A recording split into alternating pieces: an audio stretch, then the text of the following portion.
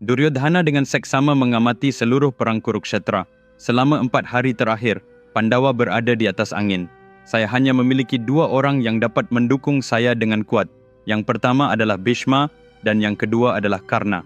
Jika Karna berada di sini bertempur bersama Bhishma, maka tidak diragukan lagi, saya akan menjadi orang yang memegang kendali, keluhnya. Apakah Anda menyadarinya? Dalam pertempuran selama 4 hari terakhir, tidak ada penyebutan nama Karna sama sekali. Alasannya adalah karena Karna tidak ikut serta dalam perang Kurukshetra pada masa itu.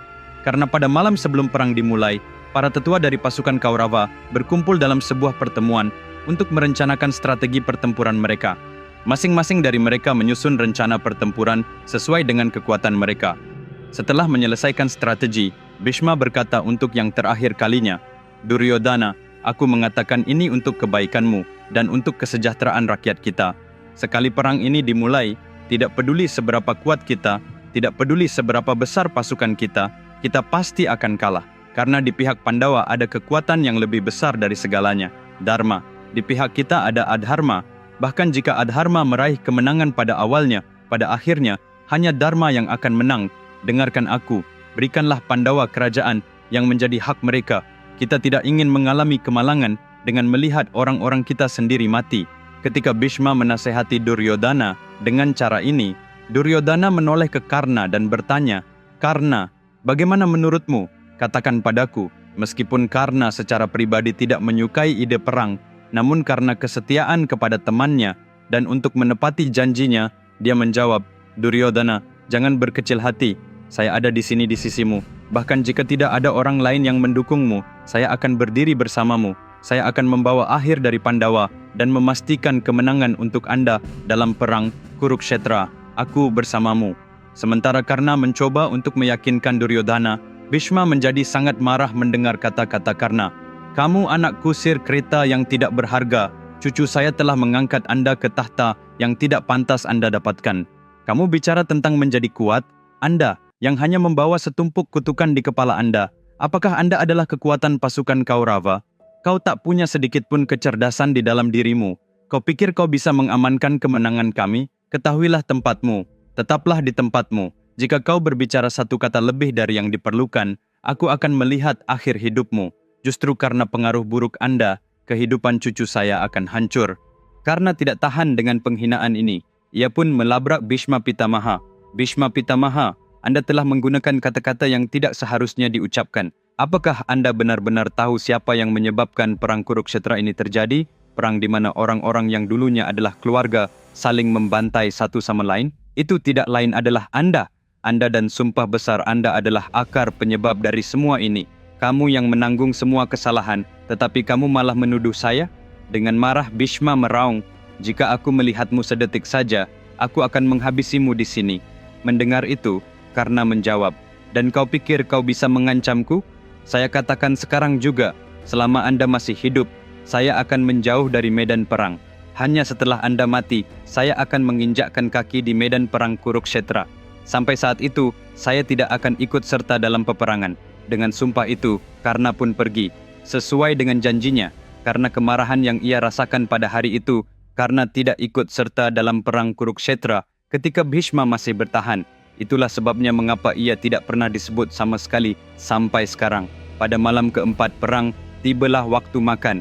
Seperti pada hari-hari sebelumnya, Raja Udupi menyiapkan makanan dengan jumlah yang tepat. Tidak terlalu banyak dan tidak terlalu sedikit. Semua orang penasaran bagaimana Raja Udupi bisa tahu sebelumnya berapa banyak yang akan bertahan untuk makan setiap hari. Hari ke-6 perang pun dimulai. Intensitasnya bahkan lebih besar dari sebelumnya, dan semua orang bertempur dengan tekad yang kuat. Target Bhima pada hari itu adalah Duryodhana. Dia langsung menuju ke kereta perang Duryodhana dan memukul roda kereta perang dengan gada yang kuat. Pukulan tunggal itu menghancurkan kereta itu menjadi beberapa bagian, dan Duryodhana jatuh ke tanah. Melihat kesempatan untuk menghabisinya, Bhima bergegas masuk. Tetapi 25 saudara Duryodhana berdiri di depannya. Sementara Bhima bertarung melawan mereka, Jayadratha datang dan dengan cepat menyelamatkan Duryodhana, mengangkatnya ke atas keretanya dan membawanya pergi.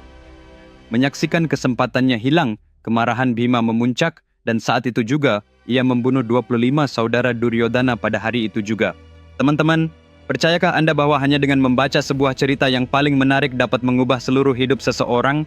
Percayakah Anda bahwa jika Anda membacakan cerita seperti itu kepada anak-anak Anda, mereka akan belajar semua nilai yang mereka butuhkan dalam hidup? Dan percayakah Anda bahwa untuk setiap masalah yang Anda hadapi dalam hidup Anda sekarang atau di masa depan Anda dapat menemukan solusinya hanya dengan membaca sebuah cerita? Yeay, itu mungkin. Hanya dengan kisah epik terbesar yang pernah diceritakan dalam sejarah umat manusia, Mahabharata. Kisah ini 100 kali lebih megah daripada filem superhit manapun yang pernah Anda tonton. Ini adalah sebuah tantangan. Kisah Mahabharata yang lengkap, yang ditulis oleh saya, tersedia dalam 2 jilid, baik dalam format buku maupun e-book di Amazon dan 43 toko online lainnya. Ini tersedia di seluruh dunia dalam 54 bahasa. Saya telah menyediakan tautan-tautan dalam deskripsi di bawah video ini. Pesanlah salinannya sekarang juga, karena ini bukan hanya sebuah buku, ini adalah sebuah harta karun kebijaksanaan yang sangat penting bagi kehidupan Anda. Sementara itu, Drona dan Raja Drupada terlibat dalam pertempuran. Drona melepaskan 3 anak panah ke arah Drupada, hampir merenggut nyawa sang raja. Menyadari kematian sudah dekat, Drupada mencoba melarikan diri dari medan perang. Drona mengejar, berniat untuk membunuhnya. Pandawa sangat bergantung pada Drupada untuk kekuatan mereka, karena sebagian besar pasukan mereka adalah milik Drupada. Jika dia mati, moral dan kekuatan dari bagian pasukan tersebut akan menurun secara signifikan. Dharma Raja melirik Bhima dengan cemas, seakan bertanya, apa yang harus kita lakukan sekarang? Bhima memberi isyarat, seolah-olah berkata, jangan takut, lalu mengalihkan pandangannya ke arah orang lain di lapangan. Orang itu memejamkan matanya dan mulai merapalkan mantra. Drona, yang merasa hampir menang, berpikir, saya akan membunuh Raja Drupada, meniup keongnya dengan keras dan melesat mengejar Drupada dengan keretanya. Saat itu, sebuah pemandangan yang mencengangkan muncul di hadapan Drona. Entah dari mana datangnya, para prajurit Kaurawa mulai membantai orang-orang mereka sendiri dengan cara yang mengerikan. Takut dengan tontonan ini, Drona menyadari, ilusi aneh apakah ini? Bangsaku sendiri saling membantai satu sama lain? Ini pasti tipuan. Aku tidak boleh terjebak di dalamnya. Dia segera berteriak. Prajurit mundur. Tanpa menoleh ke belakang, ia mundur ketakutan, meninggalkan pengejarannya terhadap Drupada. Melihat hal ini, Bhima sangat gembira. Ia bergegas menghampiri orang yang sedang berkonsentrasi penuh dan berkata, bagus sekali anakku. Kamu telah membuat pasukan Drona mundur tanpa menumpahkan setetes darah pun. Orang tersebut tidak lain adalah Gatotkaca, putra Bhima dari Hidimbi. Seluruh adegan penyerangan pasukan Kaurava itu sendiri hanyalah ilusi Gatotkaca. Dengan demikian, hari ke-6 perang pun berakhir. Pada hari ke-7, intensitasnya semakin meningkat. Bhishma mengatur Mandavyuha, sebuah formasi perang yang spesifik, sementara Dharma Raja menggunakan Vajravyuha. Arjuna melepaskan Indra Astra, memaksa banyak tentara musuh untuk melarikan diri. Sekali lagi, Pandawa berada di atas angin. Setelah pertempuran hari itu berakhir, para prajurit duduk untuk makan. Mereka bahkan mulai bertaruh, apakah makanan Raja Udupi akan cukup untuk semua orang. Setengah bertaruh bahwa makanan itu akan cukup, setengah lainnya bertaruh bahwa makanan itu tidak akan cukup. Namun, hari itu juga, makanannya ternyata tepat untuk semua orang yang tersisa. Tidak dapat menahan rasa ingin tahu mereka lebih lama lagi, beberapa prajurit mendekati Raja Udupi dan bertanya, bagaimana Anda bisa memasak makanan yang cukup untuk para korban yang selamat setelah pertempuran setiap hari? Anda tidak pernah salah perhitungan. Sebagai jawabannya, Raja Udupi berkata, apa yang bisa saya katakan? Ini semua adalah permainan ilahi Krishna. Setelah semua orang selesai makan, Krishna datang untuk menikmati makanannya. Karena saya tahu bahwa beliau menyukainya, maka saya selalu menyajikan kacang panggang dalam mangkuk terpisah.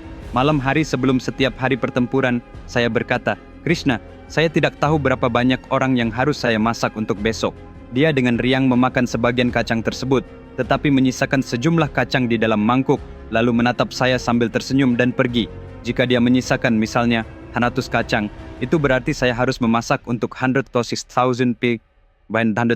orang. Saya mengikuti perhitungan itu pada hari pertama, dan makanannya ternyata cukup. Sejak hari itu, saya terus melakukan hal yang sama. Itu semua adalah hasil karya Sri Krishna. Setelah mengatakan hal itu, Raja Udupi pun pergi. Teman-teman, konten episode berikutnya akan berada pada level yang baru.